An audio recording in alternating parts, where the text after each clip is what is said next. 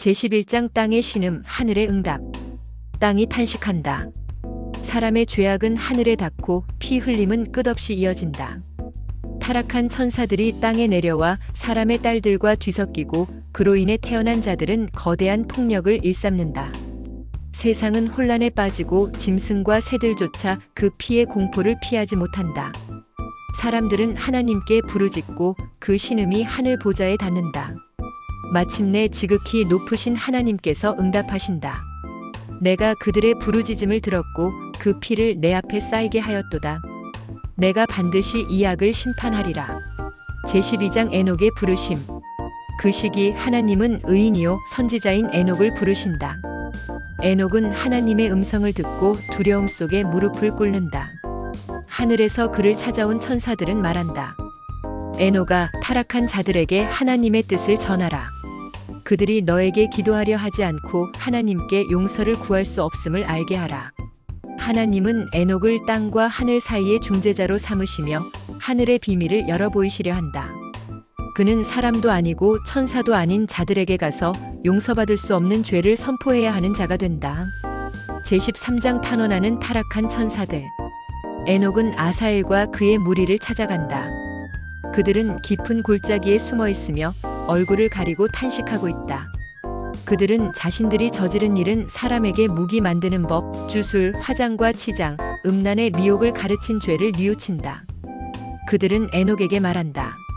우리를 위해 기도해 주소서. 우리의 아이들, 거인들은 죽었고 우리도 결박당하였습니다.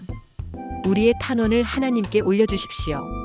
에녹은 그들의 말에 마음이 무거워지지만 하나님의 뜻을 어길 수 없음을 안다. 그는 그들의 말을 기록하여 하나님께 가져간다. 그러나 며칠 후 에녹에게 주어진 응답은 냉정했다. 그들은 용서받지 못하리라. 그들이 너를 통해 기도하려 한 것조차 불경하다. 제14장 하늘의 궁전과 지극히 높으신 자의 영광. 하나님의 손에 붙들린 에녹은 하늘의 영적 차원으로 들려 올라간다. 그가 본 것은 사람의 언어로는 형언할 수 없는 광경이다. 불이 흐르는 강, 불꽃으로 된 기둥, 끝이 없는 옥좌의 궁전. 그 궁전의 중심에는 찬란한 보좌가 있었고 그 위에는 지극히 거룩하신 분께서 앉아 계셨다. 그의 옷은 눈보다 더 희고 얼굴은 햇빛보다 더 밝았으며 입에서는 진리가 흐르고 있었다. 에녹은 두려움에 땅에 엎드리나 하나님은 그를 일으켜 말씀하신다. 너는 땅에 타락한 자들에게 이 말씀을 전하라. 그들은 다시 하늘로 오르지 못하리라. 땅의 것과 하나 되었기에 하늘의 거룩함에서 끊어진 자들이다. 제15장 타락한 천사들에 대한 최종 선고. 하나님께서 에녹을 통해 타락한 천사들에게 직접 말씀하신다. 그분의 말씀은 무섭고 엄중하다. 너희는 하늘의 자손이었으나 사람의 딸들과 하나 되어 육신을 취하였다. 너희가 낳은 자들은 땅을 삼켰으며 그들은 죽음 후에도 악령으로 남아 사람을 괴롭히고 있다. 그들은 하늘에 속하지 않고 땅에 거할 저주받은 영혼들이다. 또한 하나님은 타락한 천사들이 인간에게 전한 금지된 지식무기 제작, 마법, 점술, 미용술 등이 사람을 타락시켰으면 이것이 하늘의 법을 어긴 증거임을 밝히신다. 너희는 더 이상 사람에게 계시하지 못할 것이며 심판날까지 결박되어 있을 것이다. 너희 자식들은 죽었고 너희 영혼은 빛을 보지 못할 것이다. 제16장 하늘의 조서, 끝난 회개의 기회. 하나님께서 다시 에녹에게 말씀하신다. 이제 그는 타락한 천사들은 하늘의 영광을 버리고 인간과 교합한 자들에게 선고를 내려야 한다. 그들은 땅의 것과 하나 되어 하늘의 거처를 더럽혔으며 땅 위에 무법의 씨를 뿌렸다. 그들의 자식들은 세상의 재앙이 되었고 죽은 후에도 악령으로 떠돌며 사람을 괴롭힌다. 하나님은 단호히 선언하신다. 너희가 하늘을 떠나 땅에 내려갔을 때 이미 너희의 위치는 버려졌다. 다시는 하늘로 돌아올 수 없으리라. 너희의 심판은 정해졌으며 칼날 같은 진노가 기다리고 있다. 제17장 불의 바다와 어둠의 산맥들. 에녹은 하늘의 안내를 받으며 우주의 심연과 깊이를 본다. 천사들과 함께 여행하며 그는 사람의 눈에 보이지 않는 세계를 목격한다. 그는 불의 강이 흐르는 골짜기를 지나며 불꽃 속에서도 꺼지지 않는 영혼들의 고통을 본다. 그는 빛이 닿지 않는 어둠의 산맥과 거대한 구덩이들을 지나며 그곳에 갇힌 영혼들의 신음소리를 듣는다. 이 장소들은 모두 심판을 위해 준비된 공간들이다. 그곳은 단순한 지옥이 아니다. 이는 하나님의 거룩하신 공의가 머무는 장소이며 악과 타락의 결과가 어떠한지를 온몸으로 증언하는 차원이다. 제18장 별들의 감옥과 천체의 질서. 에녹은 하늘의 별들 가운데 이상한 현상을 목격한다. 그는 하늘에 고정되지 못하고 흐느적거리는 별들을 본다. 이 별들은 타락한 천사들이며 그들의 범죄로 인해 하늘의 자리에서 쫓겨난 자들이다. 이들은 별들 사이에서 격리되어 불길한 기운 속에 갇혀 있다. 에녹은 이 광경을 통해 창조 질서가 얼마나 정교하게 작동하는지를 깨닫는다. 하늘의 천체들은 정해진 길을 따라 움직이며 하나님의 명령에 순복한다. 그러나 타락한 자들은 그 질서를 벗어났고 그 대가는 끝없는 형벌이다. 제19장 여성들과 악령들의 운명. 천사 중 일부는 사람의 딸들에게로 갔고 그로 인해 세상에 죄악이 퍼졌다.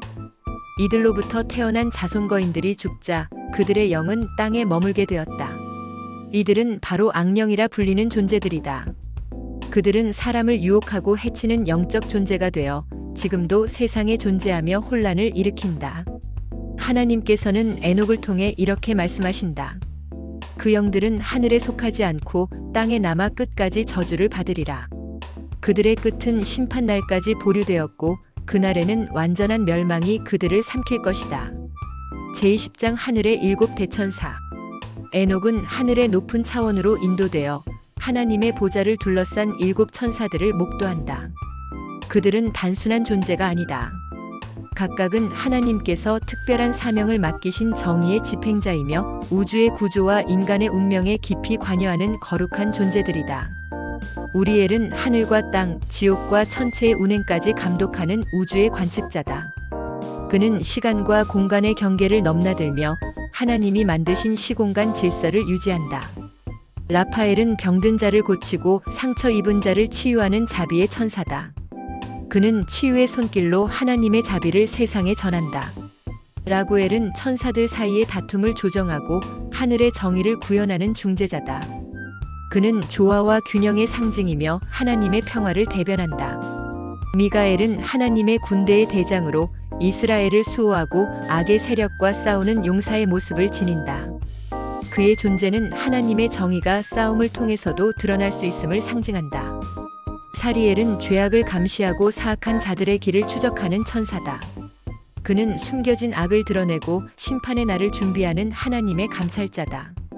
가브리엘은 낙원과 의인들을 돌보며 회개한 자들을 위한 안식을 마련하는 은혜의 천사다.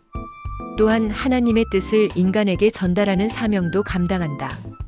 라미엘은 부활과 희망을 관장하는 천사로 죽음을 넘어선 하나님의 약속을 성취하는 자다. 그는 절망 속에 피어나는 소망의 등불과 같다. 이 천사들은 타락한 감찰자들과는 본질적으로 구별되며 하나님의 거룩한 질서를 지키는 수호자들이다. 그들은 하나님의 보좌로부터 명령을 받아 땅 위에서 정의와 회복을 이루며 창조 세계의 균형을 유지하는 영적 기둥들이다.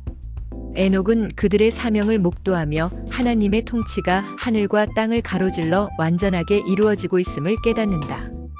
에녹서 11장에서 20장은 하나님의 공의와 자비, 타락과 회복, 심판과 질서의 메시지를 환상적이면서도 극적인 상징으로 묘사한다. 이 장들은 단순히 종말의 예언서가 아닌 창조 질서의 회복과 인간의 위치에 대한 교훈을 담고 있다. 에녹은 하늘과 땅 사이를 오가며 하나님의 뜻을 전하는 예언자로서 독자에게 두려움과 함께 소망을 주는 사명을 수행하고 있다. 에녹서의 교훈 메시지는 하늘은 침묵하지 않는다.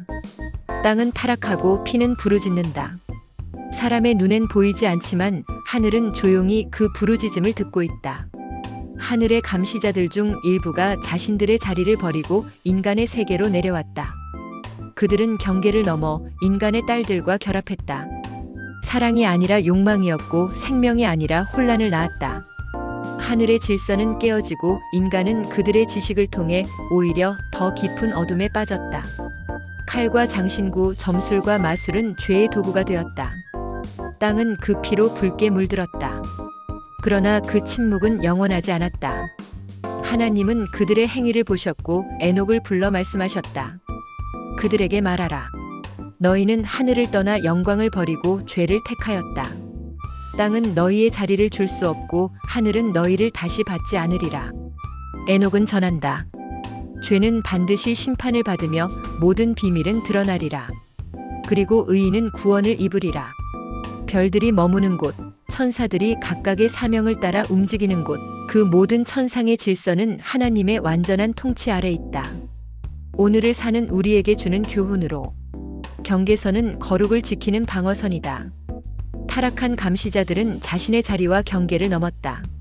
하나님의 질서에서 벗어난 행위는 결과적으로 자신도 인간도 파괴했다. 신앙 안에서 지켜야 할 경계가 있다. 순종은 제한이 아니라 보호다. 지식은 거룩한 목적을 위해 사용되어야 한다.